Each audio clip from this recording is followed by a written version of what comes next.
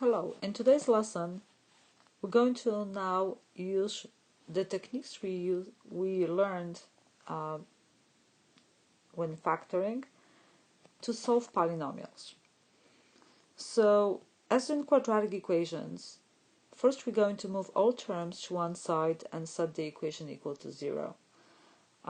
Next we're going to factor the polynomial completely using all the techniques and any technique that you remember and it's appropriate for the problem to factor that problem.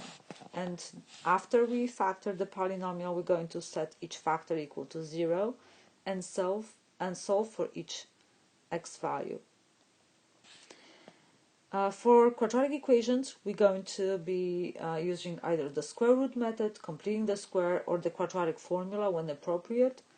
And we're going to need to simplify all irrational and complex solutions. If we look at example number 1, we have the cubic polynomial x cubed plus x is equal to 0. You always want to look for the greatest common factor first, and I noticed that x is the greatest common factor, which I'm going to factor out,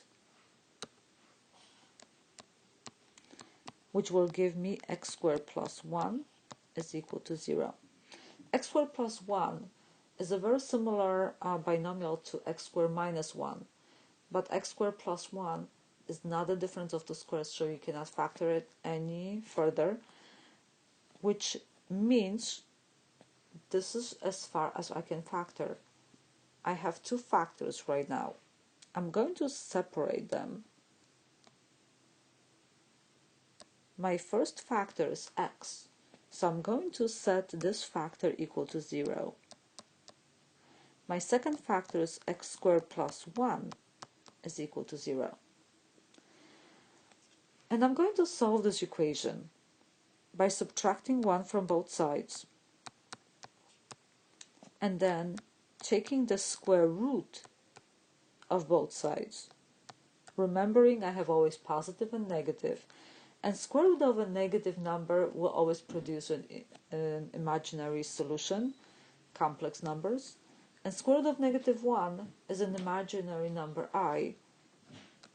So my solution is going to be positive and negative I, which means I have two roots, one real and two imaginary. So I can write them together in a set notation. I have a real solution of 0, and I have two imaginary, positive I and negative I.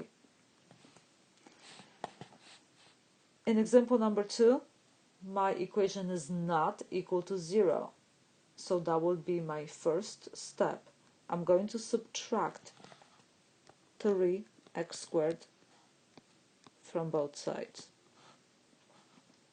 So I will get 4x cubed minus 10x squared is equal to 0. You always want to factor the greatest common factor first. The greatest common factor in this case is 2x squared, and I get 2x minus 5.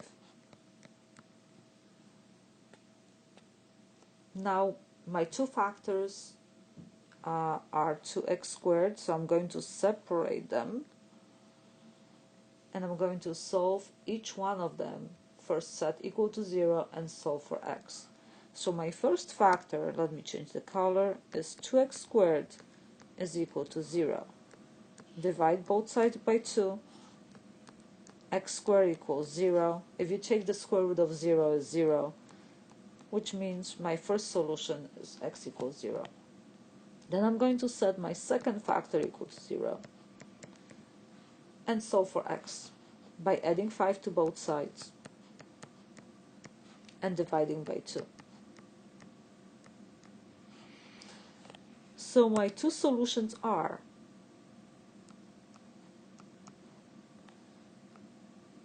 0 and 5 over 2.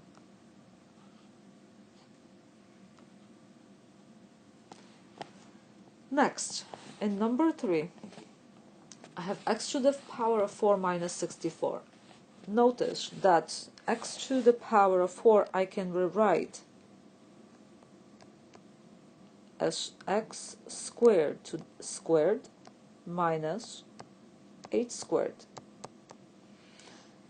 which I can apply now the difference of two squares, and that will give me x squared minus 8 times x squared plus 8 is equal to 0. Now I have two factors to solve. The first factor is x squared minus 8 is equal to 0. I'm going to add 8 to both sides. And then I'm going to take the square root of both sides, remembering I have a positive and negative. Now 8, square root of 8 can be simplified by rewriting 8 as a product of a perfect square, 4 times 2, and square root of 4 is 2, so the square root of 8 in the simplest radical form is plus or minus 2 radical 2. Then I'm going to solve the second factor. X squared plus 8 is equal to 0. And you may seem to think it's the same, but it's not. There is a sum between x squared and 8. So I'm going to subtract 8 from both sides, and I'm going to take the square root of negative 8, which will produce imaginary solution.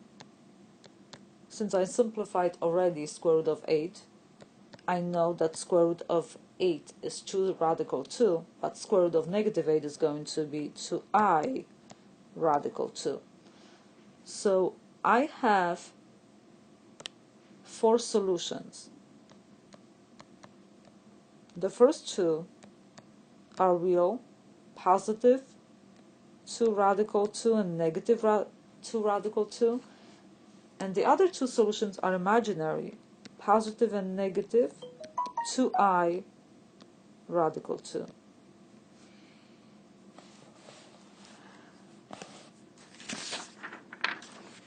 Now, the next example. You're welcome to pause this video anytime and continue on your own, and then check your solutions with my solution.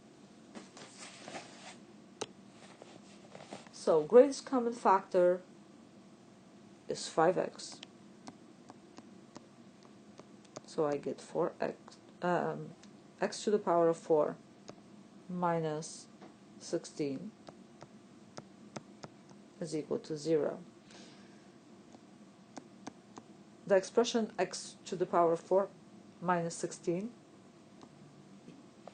follows the difference of two squares pattern, which I can write as x squared minus 4 and x squared plus 4 is equal to 0.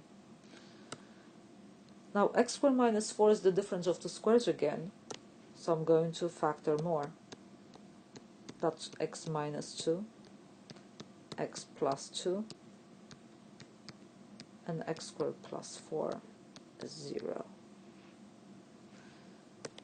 Now I have 1, 2, 3, and 4 factors to solve. My first factor is 5x is 0. Divide by 5. My first solution is x equals 0. Second factor is x minus 2 is 0. Add 2 to both sides. So my second solution is positive 2. X plus 2 is 0. Subtract 2, which means my third solution is negative 2. And then x squared plus 4 is equal to 0. Subtract 4 from both sides. Take the square root of negative 4, which gives me positive and negative 2i. So this equation has 1, 2, 3, 5 unique solutions. And if I write them all together, I have x is equal to 0, positive 2, negative 2, and then I have positive 2i and negative 2i.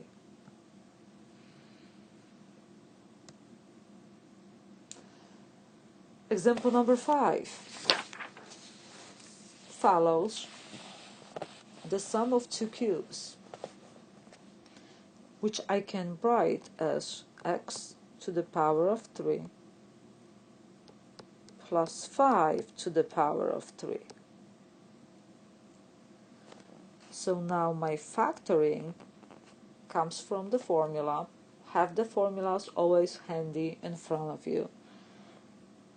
And this formula says add the two terms together and then square the first one, multiply first by the second,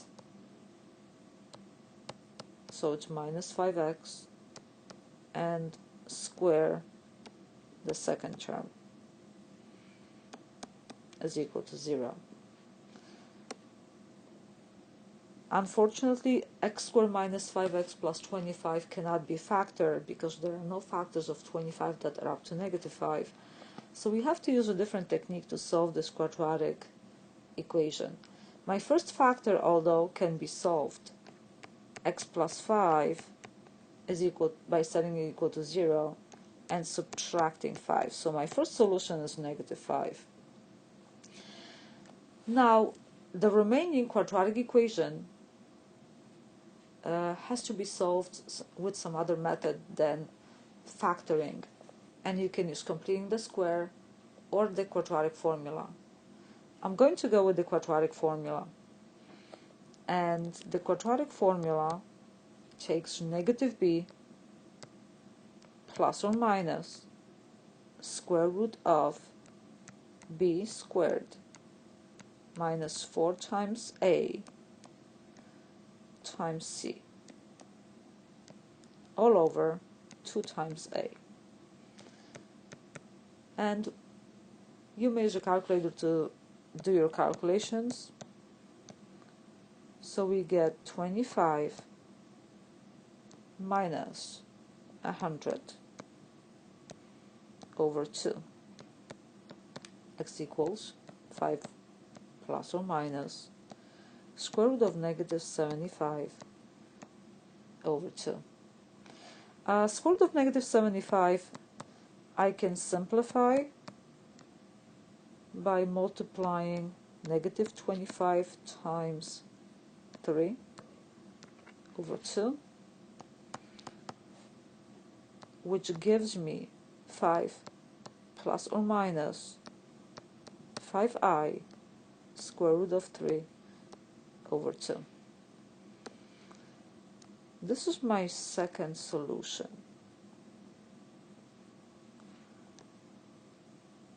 So altogether I have 3 solutions. And remember, number of solutions always matches the degree of the polynomial. So if the degree is 3, there are 3 unique solutions. In example number 4, I have 4 terms, a third degree polynomial, which the appropriate way to factor will be to factor by grouping. So I'm going to group 2 terms together, and by factoring out the greatest common factor. So the greatest common factor for the first 2 terms is just x squared, and I have 2x minus 3 left. And the greatest common factor for negative 32x plus 48 is going to be negative 16, which will give me the remaining expression of 2x minus 3 is equal to 0. So now I have x squared minus, not minus 4, minus 16 times 2x minus 3 is equal to 0. X squared minus 16 is the difference of 2 squares, x minus 4 times x plus 4 times 2x minus 3. Okay, since it's a cubic polynomial, I have 3 factors. Now each one of them will give me a solution. So we set the first factor equal to 0, add 4 to both sides, my first solution is 4. X plus 4 equals 0. Subtract 4, my second solution is negative 4. 2x minus 3 is equal to 0. Add 3, divide by 2. My third solution is 3 over 2. You can write it as a set notation.